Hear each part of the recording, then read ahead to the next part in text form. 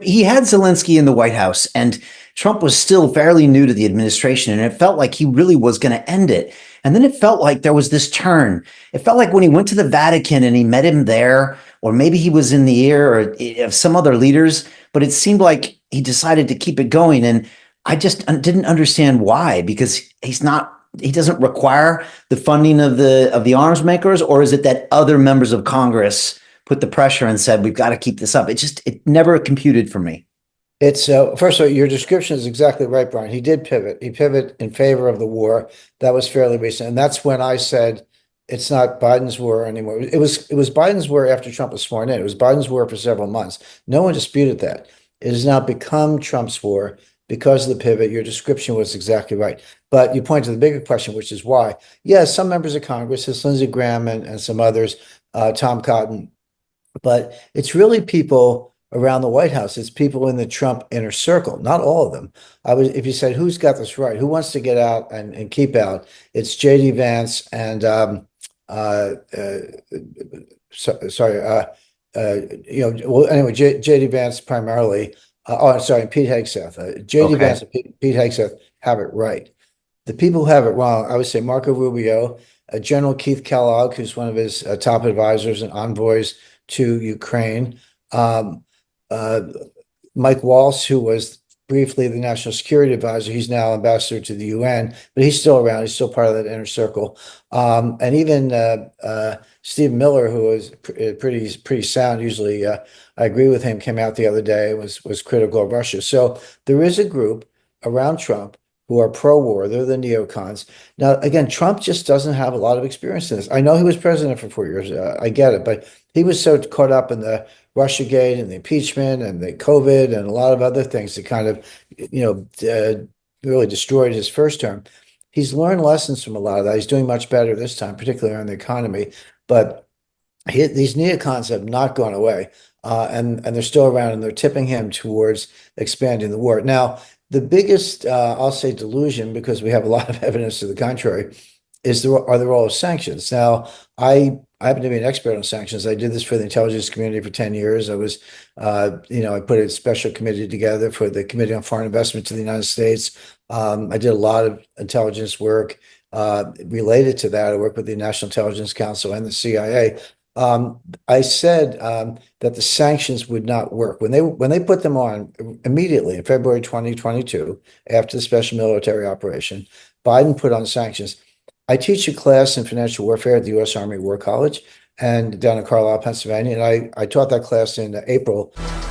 What the London Real Investment Club actually does for you, it gives you the keys to open that door to the inside deals. In the last 3 weeks, I've participated in 3 incredible deals: a layer 2 Bitcoin protocol, an incredible AI protocol. The deal flow is beyond what I expected. I don't think I've ever seen a model like this that just gives average folks the opportunity to be behind the deals, and that's exactly what we've done. Not only that, you get to hang out with Brian Rose every week, and for me, that was huge, because I look at Brian as somebody who's not only an expert in the space, and I think is on the leading edge, but just the leading edge of thought with London Real and the work he's doing there. To anyone who's taking a serious look at this, I know it's a big decision. It was a big decision for me and my family, and it is one of the best decisions I've ever made. So I wish you all the best and hope you come join us.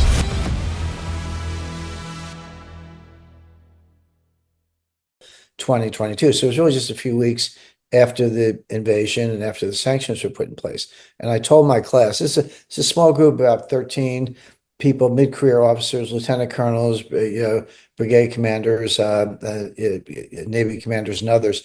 I said, well, here's the thing. Here are how the sanctions work. They're all going to fail. The Russian economy will prosper. The Russian ruble will be fine. And this will cost the United States more than it costs Russia. It's all going to backfire on us. And I got a lot of pushback. I mean, it's seminar style. So, you want the pushback, you want the give and take. They were all gung ho, we're going to win the war, and all this stuff. And I said, no, I've seen enough of this. This is not my first rodeo, so to speak, and these are going to fail. A year later, in May 2023, I taught the course again. And I said, let me tell you what I told last year's class. And I told them, and I said, I was right about everything. The sanctions have failed. The ruble is strong.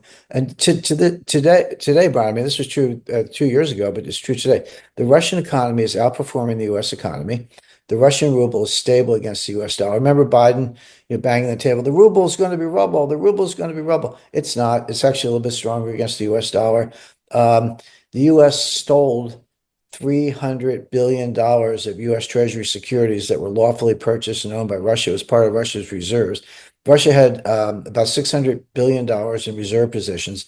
About half of it, $300 billion, was in U.S. Treasury securities and some mortgage-backed securities, but U.S. dollar denominated, mostly held on deposit at Euroclear, which is the biggest clearing organization in Europe. By the way, Euroclear has about $40 trillion of assets worldwide that it holds in custody, but that's where they were. So the U.S. froze them. We do that all the time. We're really good at freezing our assets.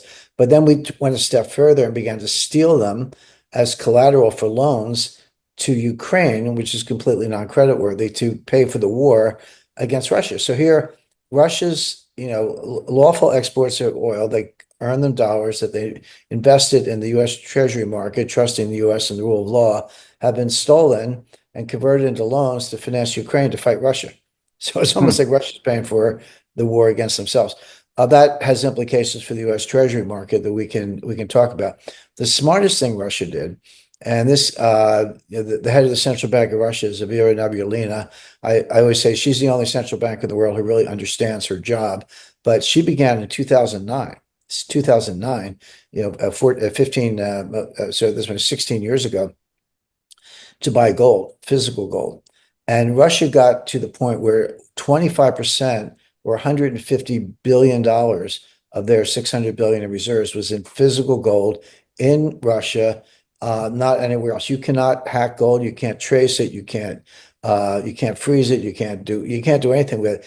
It's not even a molecule. It's an element, atomic number 79. You can melt it down. It's untraceable.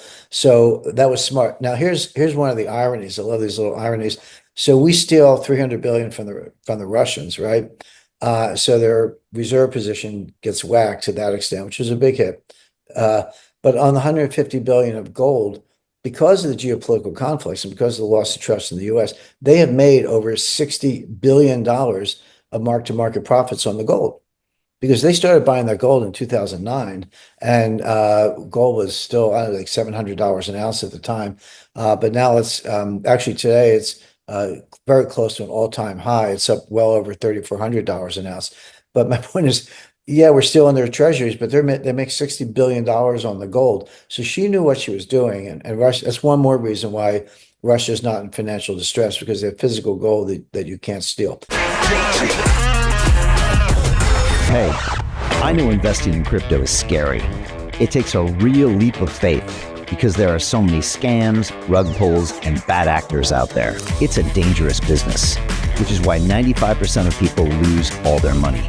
Well, that's why I created the London Real Investment Club, so you can access the hottest deals on the planet and use the crypto bull market to create the generational wealth that you deserve.